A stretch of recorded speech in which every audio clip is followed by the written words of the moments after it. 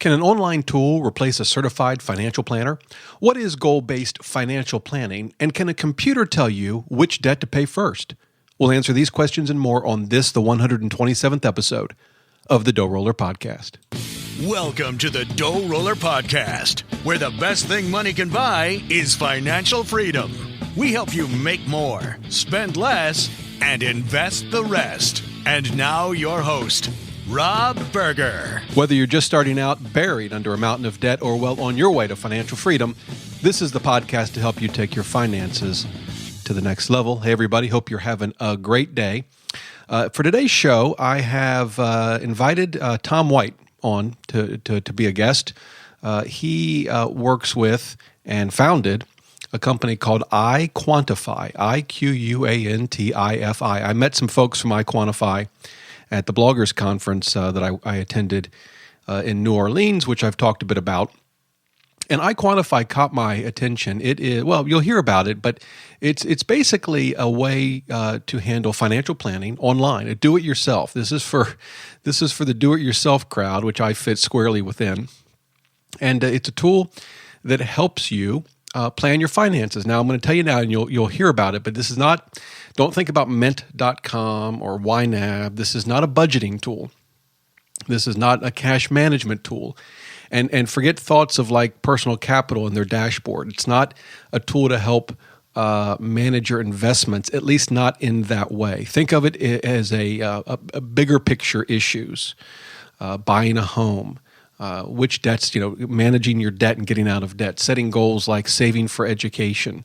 It does do things like help you with asset allocation plans. You'll hear about that. But this really is designed to, I shouldn't say replace certified financial planners. That's certainly not going to happen. Although I think a lot of folks could use this tool rather than paying a CFP. So I'm going to get to the interview. And then after the interview, I'm going to share some of my own thoughts about how iQuantifi and my discussion with Tom has started to shape my own thinking about my own financial goals. That will be after the interview. So let's get to the interview now. Tom, welcome to the show. Well, thank you. Thank you, Rob. Thanks for having us. Well, I'm glad to have you on the show. I'm a sucker when it comes to new technology and tools that can help us manage our money. And so I'm very much interested in hearing about iQuantifi. Before we get to that, though, just so folks have an idea of who you are, why don't you tell us about yourself? So prior to founding iQuantifi, I was a financial planner and investment advisor for over 17 years. I started out my training at American Express Financial Advisors, that is now Ameriprise, and I actually had a franchise with them and sold that to Fifth Third Bank in 2001. And also at the time that I started my practices was when I made the decision to focus on comprehensive planning, which obviously now 17 years later leads to iQuantifi. But in 2002, after I sold my first practice, I went back to private practice and set up my own RIA, Registered Investment Advisor, called Cap Partners. And that's where iQuantifi came from. Essentially, it was the idea of trying to reach more people through an online platform as opposed to building and setting up offices in different parts of the country. Because at that point, back in 2006, was when I first came up with the idea. We had already had clients in about a dozen states without necessarily opening up offices in those other cities. It was simply because we got referrals. And so, thinking about how to expand that and take it beyond that, the solution was technology. But at the time, there was not a software platform that could aggregate accounts, and I didn't see one until 2009, and that's when we decided that to pursue iQuantifi, come up with a name, and spin it off of Cap Partners. And so last year I sold my RIA firm to focus on iQuantifi. So you're this year we. I'm sorry. Go ahead. Oh yeah, this year this is my first full year in terms of just working on one business. So when it comes to iQuantifi, you're all in. You've pushed all your chips into the table. You sold your RIA. Yeah, figuratively and literally. Yeah. Okay. How long? So, obviously iQuantifi is, a website, a tool. Do you have programming background, or have you hired folks to build this for you? How did you get started down that path? Yeah. So, and that's why, to a certain extent, I look back and I go, gosh, it's taken this long, is because I'm not a programmer. If I were, as most stories you hear, probably could have coded something over the weekend or something. Right. But it was simply came up with the idea, and actually back in '06, I grew up in the San Francisco Bay Area. So one of my buddies is actually in the technology field, and he owned a tech company.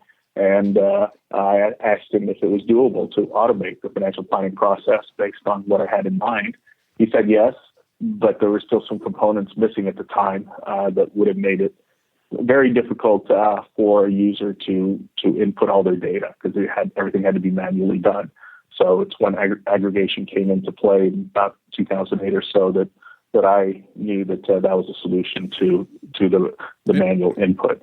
And when you talk about aggregation, is the idea that people can link their credit cards, their checking accounts, their investment accounts? Is that what you mean?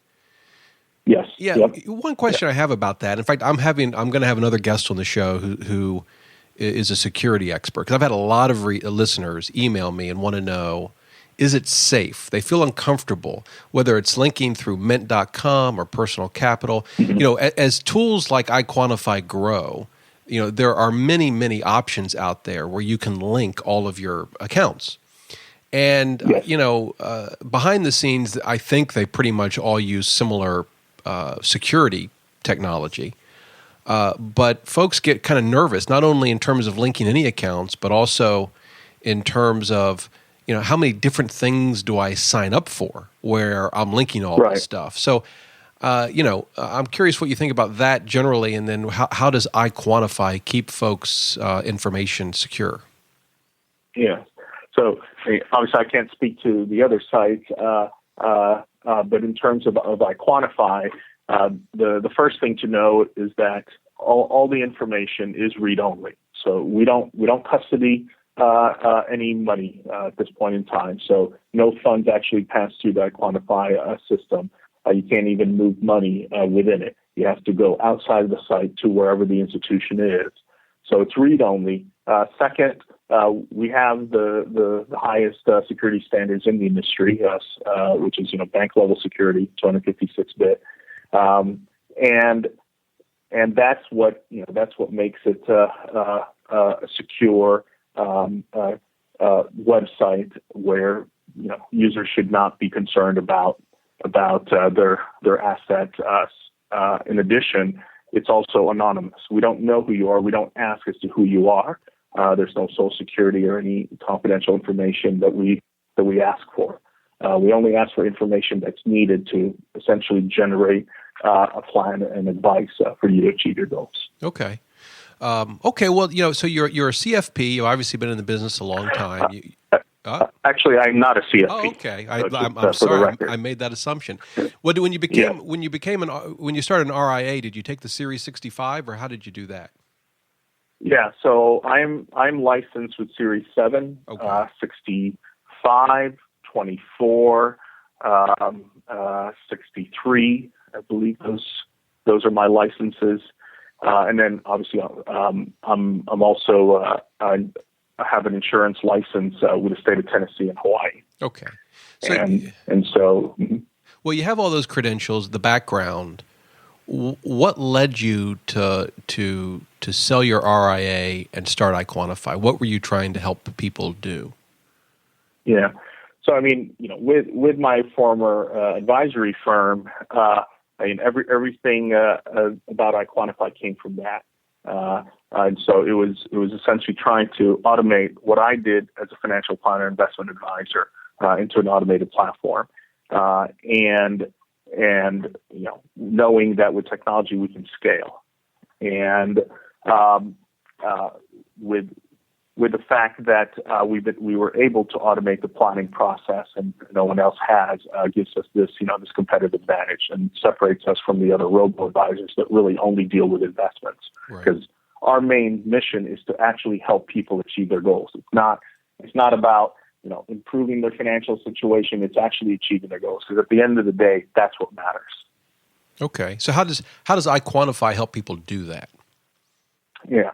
So one, it starts off where when you simply log in and tell us a little bit about yourself, once we know what your demographic is, whether you have kids, whether you're married, the system intuitively already knows some of the goals that you should have. For example, if you have children, minor children, it'll create college goals for those kids, but you don't have to create it. You need to fine tune that goal in terms of assumptions about it, in terms of what state you plan on having the child go based on the school, or even if you plan on only funding half of their education because you want them to have a part-time job, those types of things.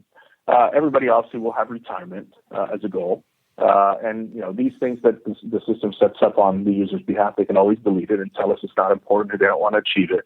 But it's intuitive in that, it's one less thing the user has to set up. With regards to, if you have a dependent, whether it's a spouse or kids, protection planning is already going to be included in terms of recommending, to have insurance, life insurance in this case. And then if somebody obviously has earned income, then disability will be planned for as well to protect your income. So there are very intuitive things already in the system. And then the rest is simply asking you what goals you want to achieve, from buying a house or a car to having a vacation travel, and where iQuantifi then helps the user is once you've told us what goals you want to achieve, what the amount of the goal is for certain things like a house and also the time frame, it'll calculate all of that to determine how much you need for each goal based on the time frame, based on the resources that you have from the standpoint of assets and cash flow, and then determine then what your shortage is to say, hey, you need to save $500 a month for this child's college education. If you did that, then, based on assumptions, you should reach the goal as you have identified it. And so that's the first component of the advice, is the funding based on your assets, whether you have assets to fund it in one time or based on funding it from your cash flow on a monthly basis. Okay. The second part to the advice is one of our 11 patents called the product structuring technology, where it'll actually recommend the specific accounts that users should use for that particular goal. So it's one thing to tell you, hey, save $500 a month for college, because the next question is, okay, where should I save this? Should it be in a money market account? Considering the kid may be only 3 years old and you got 15 years to go. Or, should it be in an UTMA, Uniform Transfer to Minor Act account, or a 529 plan? So the structuring identifies what the specific product is. So same thing for retirement, based on how much you need to save and what accounts you have, it'll advise you on, funding in your 401k if you have it and your employer has a match to capture that, as well as, to open up a Roth or a traditional IRA based on your income level. And then the third component is essentially the investment advisory. So for longer-term goals, medium to longer-term goals, it'll recommend specific funds to invest in, whether it's for college, for retirement, for even buying a house, 3 years out. And so if you had a goal of buying a house and it's telling you to save, say $1,000 a month for the down payment, they'll tell you to open up a brokerage account, and then which specific, in this case, I'd say a bond fund, is going to be recommended. And right now, we have 3 types of investments coded into the system: actively managed mutual funds, index funds, and ETFs. So based on what the investor's experience has been as to which of those they've had the most experience in, is the one that it will recommend, knowing that chances are they're most comfortable with that, and thus then where they would be willing to take action. So those recommendations in terms of investments would be based on information you collect from each user, in other words, to understand whether they prefer actively managed or passively managed investments? Yes, yeah. We're agnostic. with regards to the type of investments. The thing that matters, and so, make a distinction here on investing in iQuantifi. Investing in iQuantifi is not about beating the market. It's about achieving your goals. And so for every goal, for every time frame, there are assumed rates of return already coded into the software. And all we're trying to do then is identify quality investments, positions that we know has had the track record of meeting, if not exceeding, the assumptions that the goal requires for the user to meet that goal. So it's not about beating the market. And, I've got numerous stories about really at the end of the day, what matters to people is whether they meet their goal or not. So, one that I like to tell all the time is, I was licensed in 1997, so I was managing money in 1999, basically the last year of the .com era before the bear market followed it. And in 1999, we had a client invested in a particular mutual fund that returned 170%. And there are many funds that actually returned over 100% in 1999. But the fact that we returned 170% for this one client in 1 year, I'll tell you, 15 years later, we don't talk about that. Mm-hmm. He doesn't say, "Oh, Tommy, that was so great," or whatever. Or the fact that in 2008, I invested in Visa when it went public in March of 2008 at $44 a share. Today, it's at $240. We more than quadrupled their money. People don't talk about that. What they talk about is, 2 years ago, the same client that owned that same fund, 1999, retired. We talk about the fact that we were able to help him, meet that milestone.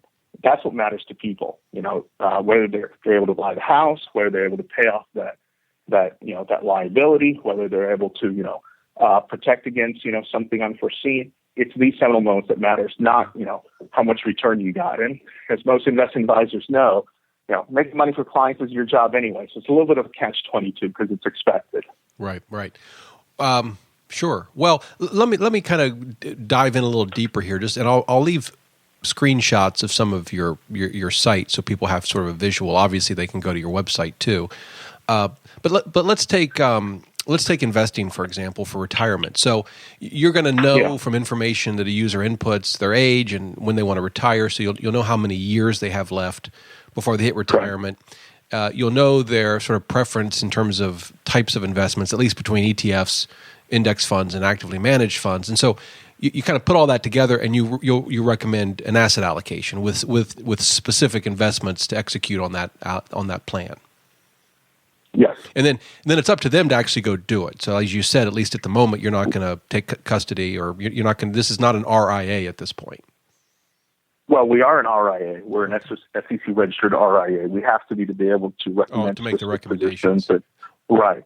But we don't manage money in-house right now. Yeah. And so, yes, correct that right now, if you go and create an iQuantifi account, you would have to implement that outside of the system. That's part of our product roadmap to eventually build that in. But that takes time, and we are in negotiations and discussions with various investment firms to be able to provide that capability. Right. And obviously that asset allocation plan is going to change depending on how much time someone has left until they retire, and you've sort of programmed that all into your system. Yeah, and bear in mind that right now on the B2C side, the direct-to-consumer, we target young families and millennials. So those in their 20s and 30s. The need to reallocate, as they get closer to retirement, that's still decades down the road, and so we're not too concerned about that. It's more about the important part here, particularly with this demographic, is simply one, for them to know how much they need to save. That's the key. Is that most people don't even know how much they need for a particular goal, such as retirement. That's why they're concerned about whether they're spending too much at Starbucks, because they feel guilty to spend whatever that amount is because they're not sure if they're saving enough. So the first thing is to know what that is, which the software does. Second, then is based on what the amount is, it'll then prioritize to say, okay, fund your 401k first up to the match. If your need is beyond that for retirement, then go and fund a Roth or traditional. And the system will recommend which one based on your income. And then after that, then, continue to go back into the 401k and fund until the max for that program if your need is there. Right. And so our target audience is all about right now just putting systems in place for them to have these systems work for them, such as monthly drafts and also payroll deducted savings like the qualified plan 401k. And it's people. What I'll tell you is that people are not reaching their goals because they don't have the right investments. That's not it. It's because they don't know how much they need for each goal, and then don't know then how to prioritize it. The value of iQuantifi has to do with the fact that you've got young families, with kids where they're at the stage in their life where they're buying stuff, whether it's a car, whether it's a house, whether it's, furnishings. And, they got loans, they've got things that they need to save up for, and they don't know how to do it all because they've got multiple things that they're trying to, juggle and compete for resources. That's what iQuantifi does, is it helps them prioritize it. Okay. That's why it's not only a calculator, it's really, an intelligent software platform. Well, and let me ask you about that, because I get that question a lot is, should I save for retirement? Should I pay down my debt? Should I save for a home? What order should I do these things in? Right. How does That's iQuantifi. Yeah, well, how does iQuantifi help folks prioritize? Yeah. So, if ever you get a chance to go into the app, when you add a goal or add an account, once that goal icon lands on the timeline and asks you to save your new plan, quote unquote, because you have a new scenario, if it enables it to land on the timeline where you do not get a shortage message, that means that you have enough resources as it is right now, based on how you inputted your income and expenses and so on, to fund and address that goal. If there's a shortage, it means that you don't have enough resources, and this will be the first time in which you will actually be prompted to adjust your expenses.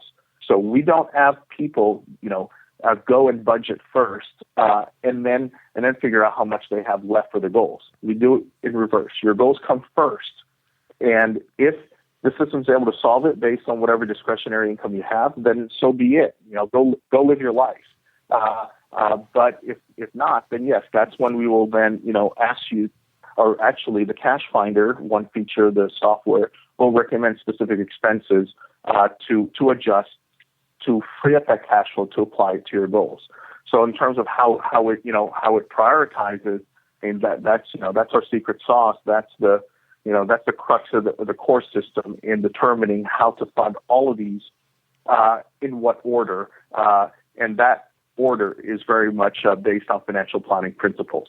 Mm-hmm. But if you don't get a shortage message, that means that you can do it all, and that's the point to iQuantifi. Well, let me throw out a specific example and tell me how this would work. And this is my own personal example. So, of course, saving for retirement. The only debt that we have is our mortgage.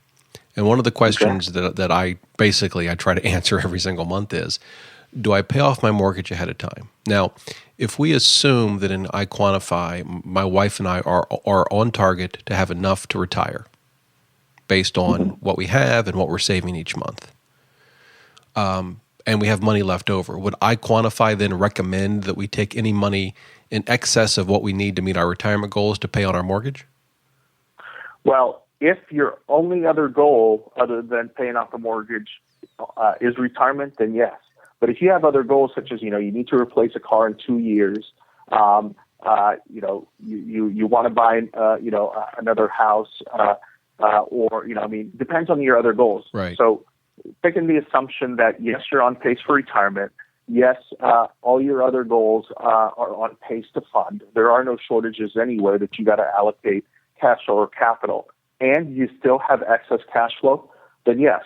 Then the priority is to apply that then to the mortgage.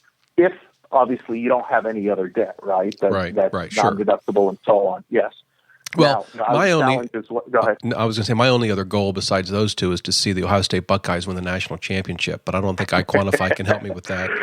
I'm sorry. Unless you can quantify how much it's going to take money-wise to do that. Yeah, well, it's not going to happen this year. I'm sorry. I didn't mean to. I shouldn't have cut. Yeah. All right. So that makes sense. That's a custom goal. Yeah. Well, that's a custom goal, right? What about another one that I get a lot is folks have multiple debts. They have a car loan, they have credit card debt, they have school loans. Does iQuantifi help them figure out which debts they should pay off first, or to the extent they have excess money above the minimum payment, where they should allocate that? Yeah.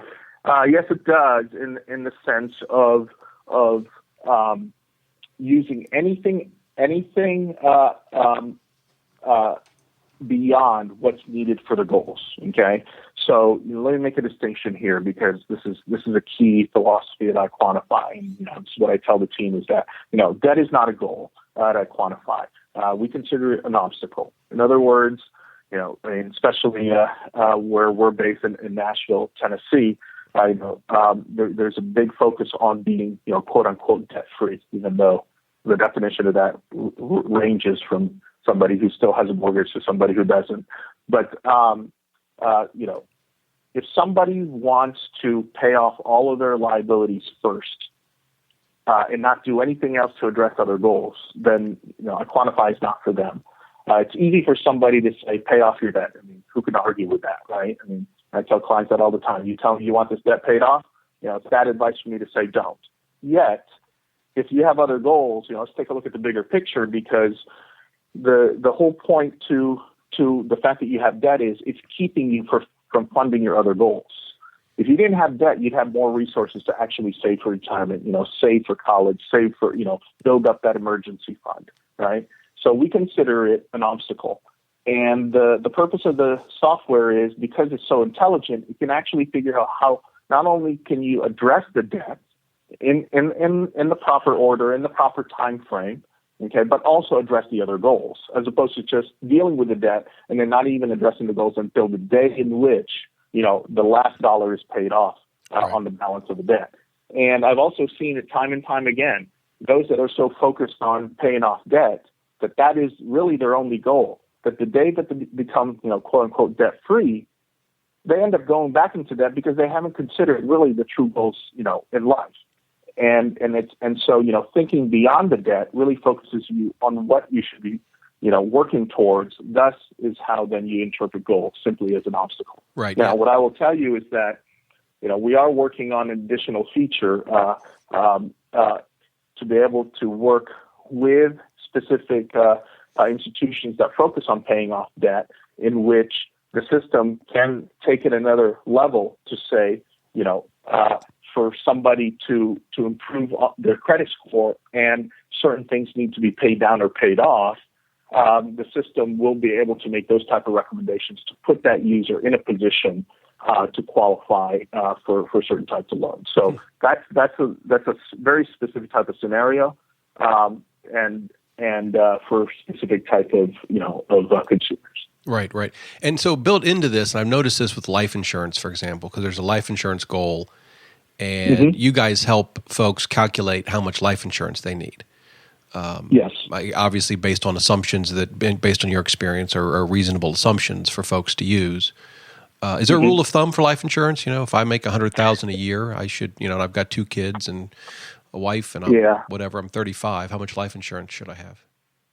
No, not for me at least. And I mean, a lot of other sites, obviously, they have to use a rule of thumb to where you put in 100,000 and they'll do 8 to 10 times. Now, ours is very specific to you. We need to know, what's important to factor in is the debt that you have, because something were to happen to you. This is the first question I ask clients, and really I don't ask it to you. I'll ask your wife, your spouse, to say, if something happened to him, what would you like to have happen? And she'll tell me, well, I want the mortgage paid off, so I don't have to make that, to service that debt. I want to make sure that I have enough assets for college that I don't have to save for it every month. We'll just fund it out of life insurance proceeds because it's relatively cheap. So it's these type of assumptions that the software asks you, or actually not really asks you, because we already know, for example, if you have a 10-year-old child, how much of a lump sum is needed to fully fund their college, that'll already be factored into the calculation for life insurance. Okay. So it's those type of specific calculations to come to then what the amount is. Now, other than knowing, say, you need $1 million of life insurance, that's not good enough, because if that's the only advice you get, then you're prone to getting sold insurance policies, from a VUL to a whole life to who knows what. And so part of structuring technology, knowing your age, knowing your available cash flow, what specific type of insurance policy then is most suitable to you. All right, now VUL, don't tell me variable universal life. Yes. Okay. Sorry, yeah. Nice. A little advisor speak there. No, that's okay. I'm just trying to keep up. So, and then does the same thing happen with the retirement goal? Do you have tools built in to help folks figure out how much they'll need to save and how much they'll need when they retire? Yes, and our software deals with expenses, not income. Because when you retire, the question obviously is how much income you need and what are the sources for that income. But what's driving that are your expenses. And so, so for the rule of thumb, sites out there that say, if you're making 100,000, generally you could lift off of, 70% of that, that's at 70,000, in today's dollars. But, I would argue, that presumes that, somebody making 100,000, their expenses are 70,000 today. And that may not be the case. I mean, we know many instances where people making 100,000 and spending 105, right? At least. So, it's all about, right, at least. It's all about the expenses. Yeah. Now, something like retirement, though, that from, our target market of 30 plus years out, this is why a software platform is key to be able to update their situation, because, as in any plan, the minute that you produce one, it's outdated. So, with our technology where it's dynamic, it updates, it continues to update, every month, every year, to know then how you're pacing towards that goal and any changes that happen. So say, for example, your monthly expenses may be $5,000 a month, $60,000 a year when you created, your iQuantifi account. And, a year later, now you have a second child, and now your expenses go up to $7,000. And so, the retirement scenario will know that and adjust accordingly,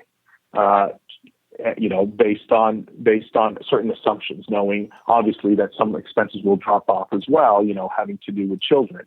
And so, it's that dynamic to where it's able to forecast, but it's really more about, keeping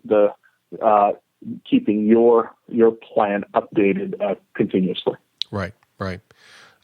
It sounds like what haven't you guys thought of? It seems like you've thought of just about everything, but what do you have? What are the future? What are your plans for the future?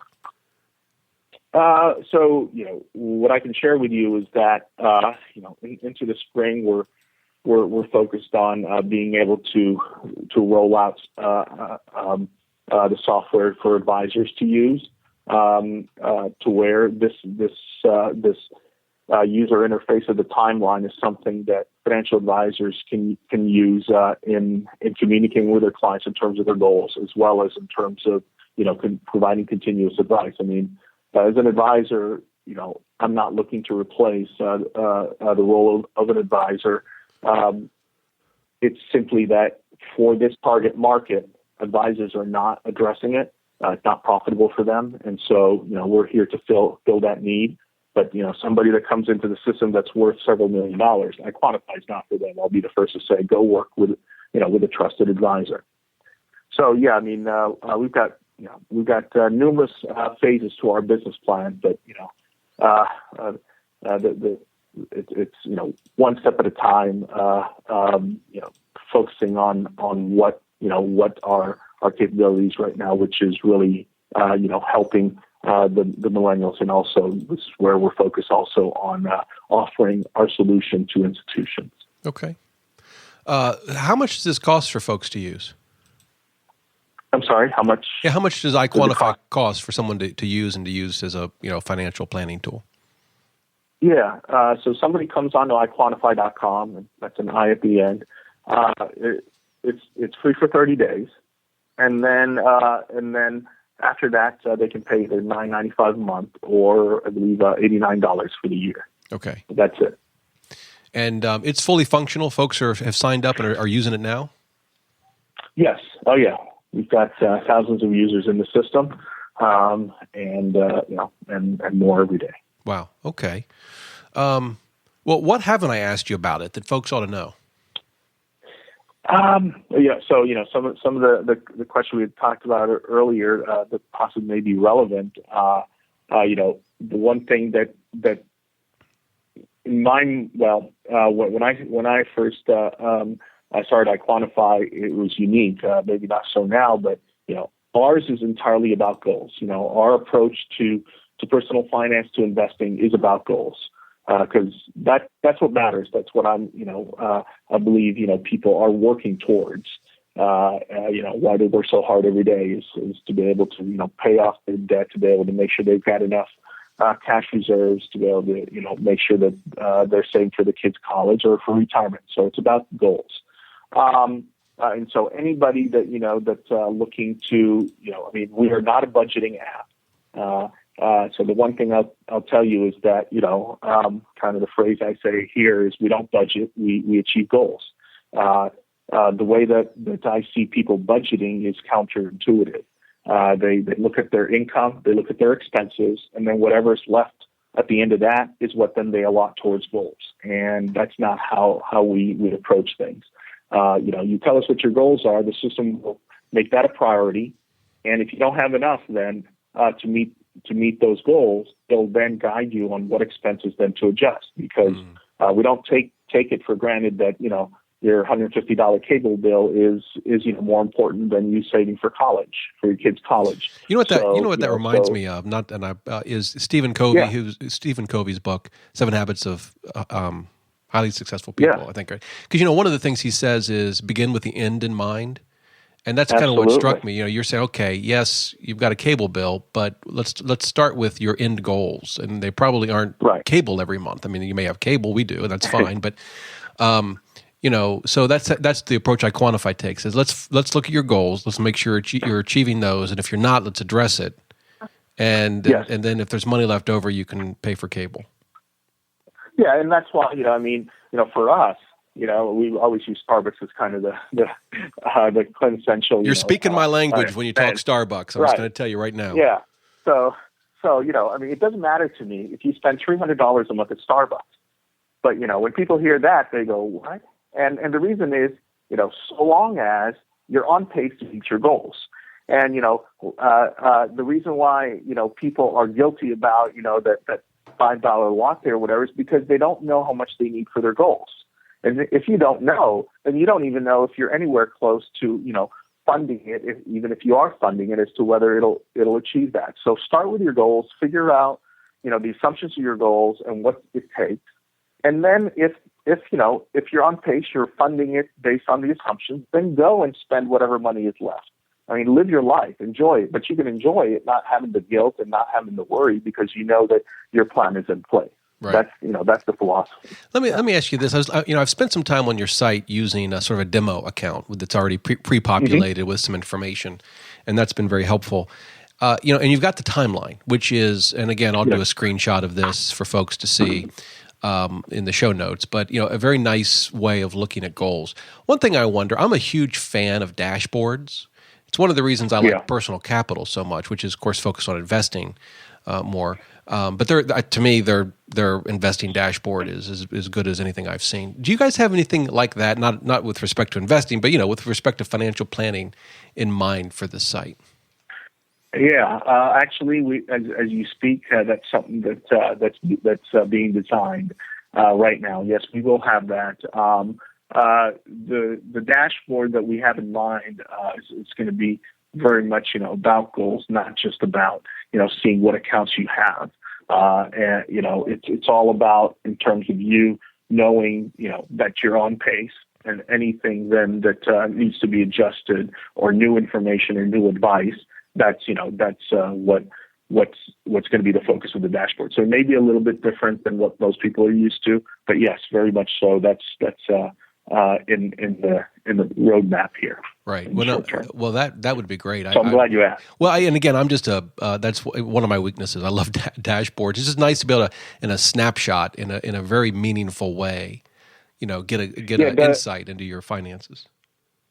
And we interestingly enough, we kind of had an internal debate about that because I wasn't sure if I really wanted a dashboard, not because it wasn't a good visual, but because the way that I view iQuantifi is not like Facebook where we expect you to be on it every day kind of thing. It isn't.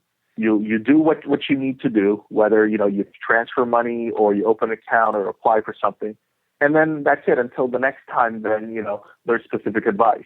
Go live your life. I mean, that's what it's all about. So I didn't necessarily want something that required or even I guess necessitates somebody to come in every day to see what their new balance is. Particularly for long term. Accounts or investments. I mean, what the value is today is irrelevant to what it's going to be or what it's intended for. So that was a little bit of how I viewed the dashboard. But at the end of the day, we are doing one, and I think it's a good thing. So what convinced you to do it? I mean, your reservations make sense to me. Although I fall into the camp of I look at this stuff all the time, so maybe I'm guilty of overanalyzing, but I know a lot of people aren't. But yeah, so what changed your mind? Well, one was the fact that we're opening up our technology to institutions to where they're going to license our software, and within that ecosystem of say a bank or an insurance company or investment firms, online ecosystem, we needed to have one because it would incorporate other aspects of that institution's, online digital offering. So it's natural then from then on, at that point, then to have it for the B2C as well. Right. Well, that makes sense. That makes sense. So, all right. Well, listen, I appreciate your time and sharing with us. iQuantifi, and I will leave. Well, of course, folks can go directly to your site, iQuantifi with an I at the end.com. But I'll also leave a link to it in the show notes. Before I let you go, one last question that I like to ask a lot of the guests on the show, and that is, do you have any favorite personal finance books or blogs or websites, things that you read or have read that you think folks would benefit from?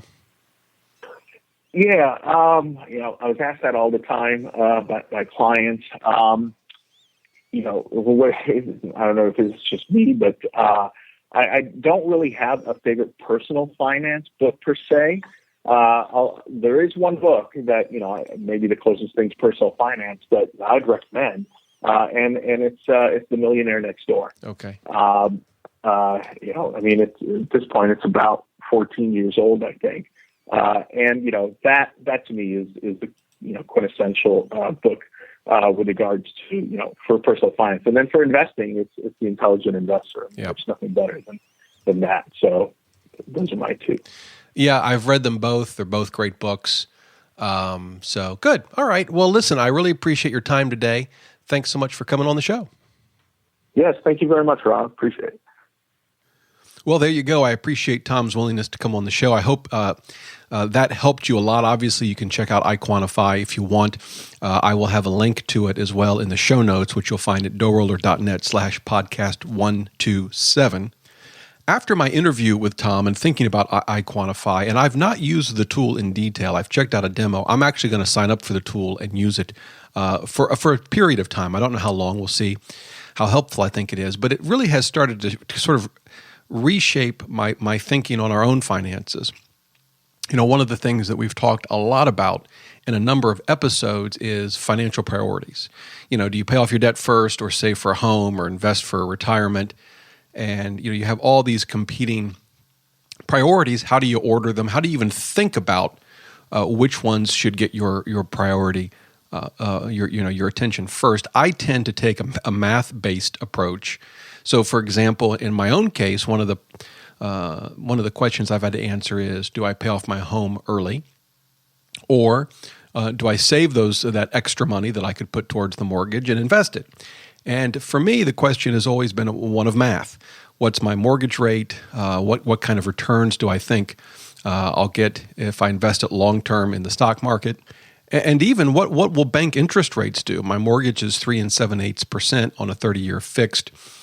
Yes, obviously bank rates today are much lower than that. A savings account is at best around 1%. But then I start to sort of think, well, give it a few years, interest rates will come back up. And what I could end up in a position where maybe I'm earning 5%, let's say, on a savings account. Certainly historically, that would not be, crazy, right? It seems crazy right now. But historically, 5, 6, even 7%, not crazy. I could be earning that in an FDIC-insured account while I'm only paying 3 7/8% on my mortgage. That's sort of traditionally how I've thought through issues related to how to set financial priorities. As I reflected on my interview with Tom and I thought about iQuantifi, I thought, there is another approach, a goals-based approach. And I don't know that I think one is better than the other. In fact, I kind of imagine using both of them. But here's how I imagine this question of mine on a goals-based approach is, first of all, have I met my goal for retirement savings? Am I on track to meet that goal? If I continue to make my 401k and IRA contributions, will that satisfy my retirement goal, or do I need to save more? And it's pretty clear to me that it would meet my retirement goal. Maxing out the 401k, maxing out our IRAs would meet our retirement goal. Even frankly, if we wanted to retire a little early, it would meet that goal. I don't need to save more for retirement. That goal is satisfied. Now then, that gets me to what are my other financial goals? Certainly one of them is to pay off the mortgage, and I could take all of our extra money over and above our retirement contributions and put it towards the mortgage, and that would again satisfy that goal and satisfy it sooner than if I obviously just made the minimum payments. But that's sort of a goals-based approach. At this point, I'm not really juggling the numbers to figure out which interest rate, will my mortgage rate be better, higher or lower than what I'll eventually be able to earn in a savings account or in the stock market. I'm focused on my goals. And as I thought through all of that, it made me think, wait a minute. What other goals do I have? None came to mind, but I thought, maybe I'm just not thinking creatively enough, because certainly there could be other goals that my wife and I might want to strive for that might involve money. Of course, some of them you can think of, maybe you want to improve your home. I don't know that that's one of our goals, but it could be. Or maybe you want to take a trip around the world, and that would be expensive, but maybe that's one of your life goals. I suppose another goal could be, you want to retire really, really early, and so that would require a different set of financial, a different financial analysis than say if you wanted to retire at a more traditional age. But the point is, as I thought about this sort of goals-based approach, I thought, what? I really don't know what my goals are as it relates to how I want to spend my money. I've sort of been just on this path of save as much money as I can. And kind of go from there. And, there's certainly something to be said about that approach. But I also think that what I need to do is sort of step back, obviously in discussions with my wife, and start to think about, well, what are our goals? What do we want to do in the days, weeks, months, and hopefully years that we still have left on planet Earth? Well, what are our goals? And will they require, finances, money? I mean, some of your goals may not require a lot of money. But others might indeed require quite a lot of capital. And so the sort of the lesson for me was I really need to think about the things that I want to do, that my wife wants to do over the next really decades to really understand what goals we have. And only then can I really answer the question, should I pay off my mortgage early? It's not just a matter of interest rates. Now, I suppose one could say, well, figure out the mathematically the best way to use your money. And if you think interest rates are going to go up, don't pay your mortgage off early. You'll end up with more money. And whatever your goals turn out to be, you'll have more money than if you'd paid off your mortgage early. Well, yeah, I think there's some truth to that. But I also think that we can't put off forever figuring out what we want to do with our lives. And the sooner we really understand what our goals are, I think the better we can plan our finances, including a question such as, should we pay off our mortgage early? And, the other question on that is, how early? Do we, if it's a 30-year mortgage, do we try to pay it off in 25 years? Do we try to pay it off in 15? How about 5? I mean, those are, the ramifications of those different choices are fairly significant in terms of how much money you have left over after you make those extra payments. So that, in that sense, the interview with Tom was very enlightening for me, as well as looking at his website, iQuantifi. Well, there you go. Hope you enjoyed that interview. Obviously, if you have questions for me or for Tom, don't hesitate to. You can shoot me an email at dr@DoughRoller.net. If it's for Tom, I'll be happy to pass it along to him. And again, you can get the show notes to this episode at DoughRoller.net/podcast 127. Hey, hope you have a great day. Remember, until next time, the best thing money can buy is financial freedom.